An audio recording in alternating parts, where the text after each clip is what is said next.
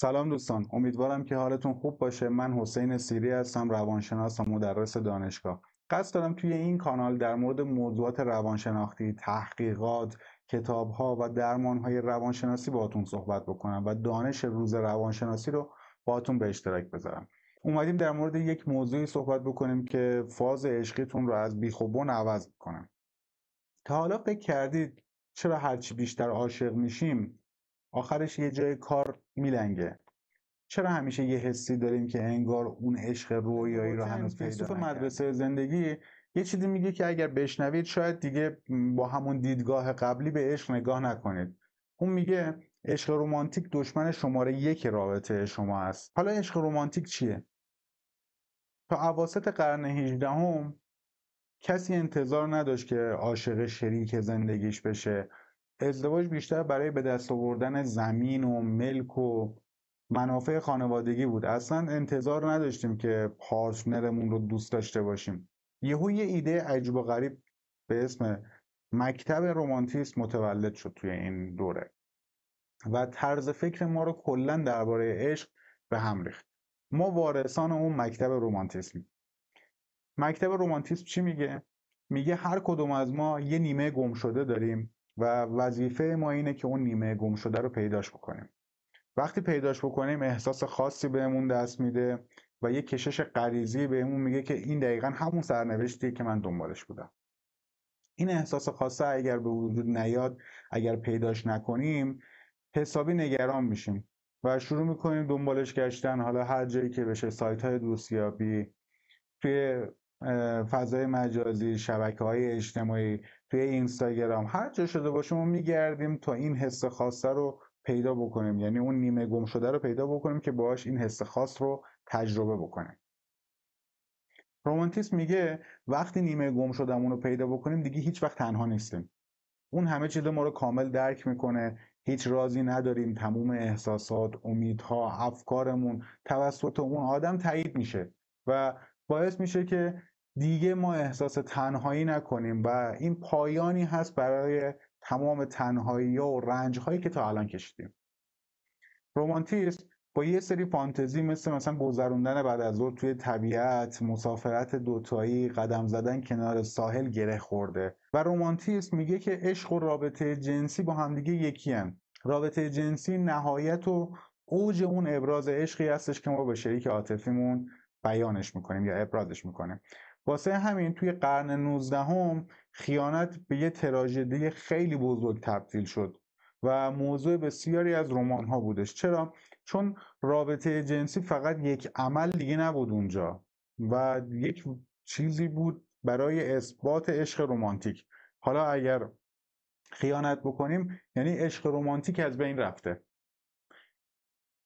یک سری مشکلات داره این دیدگاه رمانتیسم و یا رمانتیک بودن، عشق رمانتیک. رمانتیسم به ما میگه ما آدم ها یه سری موجودات گوگولی، مهربون و دوست داشتنی هستیم و دنبال نیمه گم شدهمون میگردیم.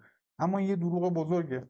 حقیقت چیه؟ حقیقت اینه که ما انسان ها به شدت خطرناکیم و اکثرا روی مرز جنون داریم حرکت میکنیم. فکر نکنید این یه استثناء. طبیعت ما آدم هاست پر از تکانه های عجیب و غریبیم، احساسات خطرناکی، هر چیزی که باعث میشه کنار ما بودن برای دیگری سخت بشه. فقط آدمایی که تازه ملاقاتشون میکنیم به نظرمون عادی میان. یه مدت که بیشتر اون آدم رو بشناسیم میفهمیم که نه، اونم همچین آدم خاصی نیستش و اونم یه سری مشکلات داره. و جالبتر این که کسی هم که وارد رابطه میشیم با اونم احتمالاً یه سری اخلاقای بد، یه سری خلبازی هم داره که ممکنه حتی خودش هم ازش بیخبر باشه و نتونه حتی به ما بگه در موردش. میدونید ویژگی های بد ما رو کی بهمون میگه؟ نه رفیقامون، نه پدر و مادرمون. اونقدر برای ما وقت نمیذارن و به اندازه کافی بهمون اهمیت نمیدن که بخوام واقعیت‌های وجودی ما رو بهمون بگن، یا حالا دوستمون دارن بهمون نمیگن، یا فکر میکنن که اینقدر مهم نیستش این ویژگی بدی که داریم. فقط یه عاشق واقعی توی رابطه عمیق و طولانی مدته که میتونه به ما اون بازخوردهای ضروری رو بده و باعث بشه که ما خودمون رو بهتر بشناسیم. معمولا توی ازدواج این اتفاق میفته، چون یک رابطه طولانی مدت و عمیق ازدواج. دومین مشکلی که رمانتیسم داره اینه که رمانتیسم به ما میگه باید به غریزمون اعتماد بکنیم تا ما رو به اون آدم درستی که دنبالش میگشتیم برسونه و خوشبختمون بکنه. اما توی روانکاوی توی قرن 20 ما اومدیم دیدیم که وقتی داریم عاشق میشیم داریم الگوهای دوران کودکیمون رو بازسازی میکنیم. ما جذب آدم‌هایی میشیم که برای ما آشنان و نه لزوما آدم‌هایی هستن که قرار ما رو خوشبخت بکنن. شاید دوران بچگی ما با دوری، ترس یا خلق و خوی غیر قابل کنترل همراه بوده باشه و برای همین یه نفر که زیادی خوب باشه به ما هیجان خاصی نمیده اون آدمه، چون تداعی کننده اون عشق همراه با درد و رنجی که ما توی کودکیمون تجربه کردیم نیست برای ما. تصور کنید یه نفر بگه من فردا میخوام با غریزم برم اتاق عمل یک نفر رو بگیرم جراحی مغز انجام بدم. میشه همچین چیزی؟ خب ما میخندیم به این آدمه دیگه. کسی که با غریزه نمیتونه بره دیگری رو عمل جراحی بکنه. و توی عشق هم اگر ما با غریزه بخوایم وارد بشیم به همین مقدار میتونه فاجعه بار و خطرناک باشه. مشکل اصلی ما اینه که آموزش نمیبینیم و اصول اولیه رابطه عاطفی رو ازش داریم شونه خالی می‌کنیم. رمانتیسم داره اینه که میگه ما صداقت مطلق داشته باشیم توی رابطه عاطفیمون. یکی دیگه از باورهای سمی دقیقا همینه توی رمانتیسم.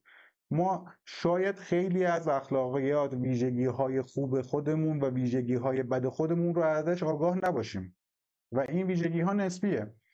حالا ما اومدیم یک سری از ویژگی‌های خوبمون رو گفتیم، ویژگی‌های بدمون هم به شریک عاطفیمون گفتیم. توی رستوران هستیم و یک رفتاری می‌کنیم با گارسون که شریک عاطفی ما بدش میاد و اینجا می‌فهمیم که خب من این ویژگی رو شاید متوجه نشدم، ویژگی بدی بوده از نظر شریک عاطفیم و این برای من چیز چندان بدی نبوده و اینو نگفتمش به شریک عاطفیم. اینجا می‌فهمیم که ما هر چقدر هم تلاش بکنیم شاید اونقدر نتونیم صادقانه به طرف مقابلمون همه چیز رو بگیم. و معمولا چیزی که توی رمانتیسم اتفاق میفته، رمانتیسم میگه اگر واقعا عاشق کسی باشی بعد بدون اینکه اون حرفی بزنه تو رو درک بکنه و همچین چیزی توی اوایل رابطه برای ما جذابه دیگه. ما بیایم ویژگی های طرف مقابل رو حدس بزنیم، حس خوبی بهمون میده که طرف مقابلمون رو داریم در مورد ویژگی هاش حدس میزنیم، متقابلا اونم همچین کاری در مورد ما میکنه و این حدس زدن، این ویژگی باعث شده توی دراز مدت عشق میلیون ها نفر آدم از بین بره. چرا؟ چون ما آدم ها توانایی ذهن خوانی نداریم، نمیتونیم ذهن طرف مقابل رو بخونیم و وقتی اوایل رابطه اون کارو میکردیم یک انتظاری توی طرف مقابلمون به وجود اومده و توی بلند مدت نتیجهش چی میشه؟ قهر کردن.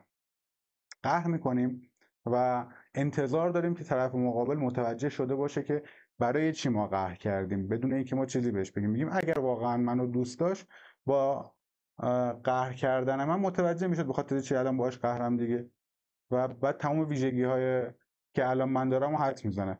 این دقیقا مثل این میمونه که من عدس شریک عاطفی مثلا ناراحت باشم، برم توی همون در رو ببندم، شروع کنم گریه کردن و انتظار داشته باشم که اون بیرون بفهمه که من واسه چی الان دارم گریه میکنم و واسه چی باهاش قهرم.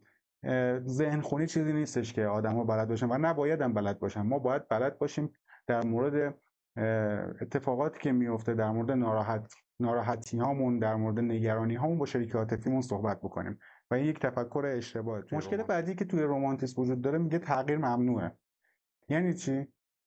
باور رمانتیک اینه که مثلا افراد رمانتیک این انتظار رو دارن که من همینم، منو همین جوری که هستم باید بپذیری و هرگز سعی نکنی که بخوای من رو تغییر بدی.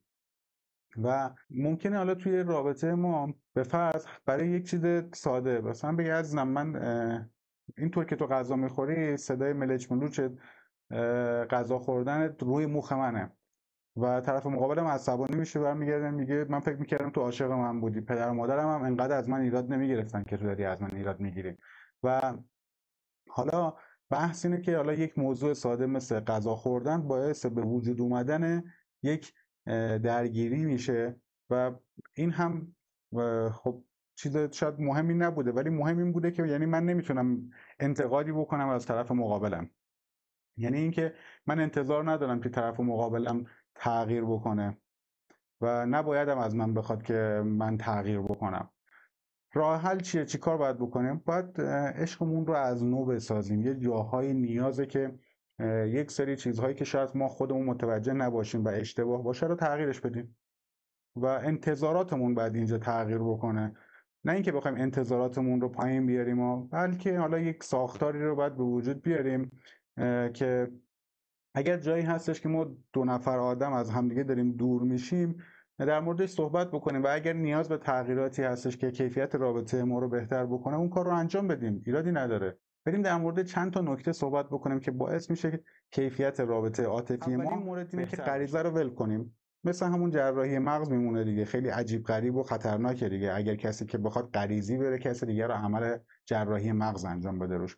وارد رابطه هم که میشیم اگر بخوایم با غریزه پیش بریم گند میزنیم توی رابطه. دومین مورد، شریک عاطفیمون رو مثل یک کودک و بچه ببینیمش. معمولا دیدید پدر و مادرها وقتی بچهشون خیلی داره اذیت میکنه یه جایی باش کوتاه میان، راه میان باش، میگن شاید حالش خوب نیست، شاید نگرانه، شاید ترسیده، شاید داره حسودی میکنه به یکی دیگه.